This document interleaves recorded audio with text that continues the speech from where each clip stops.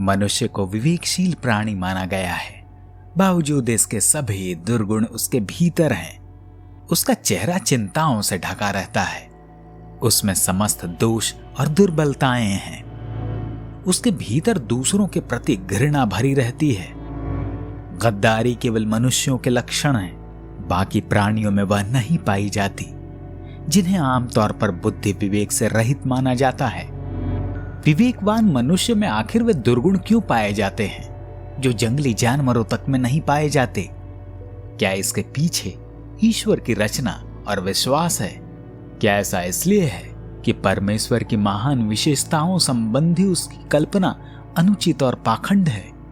यदि हम यह समझने और पता लगाने में असमर्थ रहते हैं कि इस दुरावस्था का वास्तविक कारण क्या है, यदि हम उसके समाधान के लिए उपयुक्त सुझाव नहीं दे पाते, फिर हमारे विवेक की उपयोगिता ही क्या है? इस भगवान के लिए क्या करें? क्या मनुष्य ने ईश्वर की खोज किसी प्राकृतिक विधि विधान से की है? क्या दूसरे प्राणियों ने मनुष्य को ईश्वर को पहचानना तथा उसमें विश्वास करना सिखाया है? यदि ईश्वर का निर्माण दूसरे प्राणियों ने नहीं किया था, तो यह कैसे संभव हुआ कि वह केवल मनुष्य को दिखेगा, महसूस होगा? वह दूसरों को क्यों दिखाई नहीं देता? यहां तक कि वे लोग जो ईश्वर को पहचानने का दावा करते हैं, उन्हें वह अलग अलग रूपाकारों में क्यों दिखाई पड़ता है?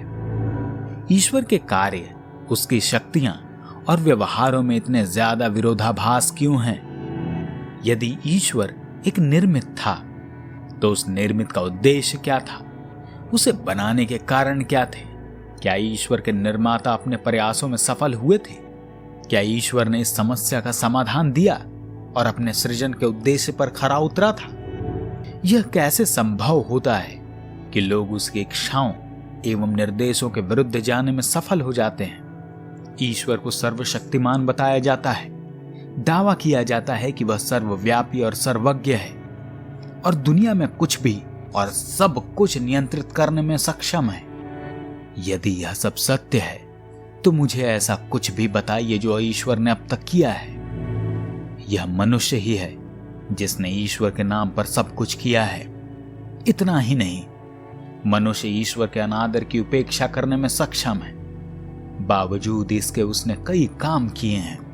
जो चीजें मनुष्य के हितों के लिए हानिकारक हैं, वे घटित हो रही हैं। जो चीजें समाज के लिए उपयोगी और सहायक नहीं हैं, वे भी सामने आ रही हैं। हम यह देखने में सक्षम नहीं कि प्रत्येक वस्तु को उसकी संपूर्णता और समग्रता में बनाया गया है।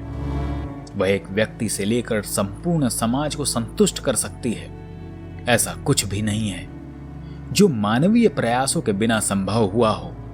जीवन में ऐसा कुछ भी नहीं है जिससे हम ईश्वर पर गर्व कर सकें। सब कुछ मनुष्य के कठिन परिश्रम की देन है।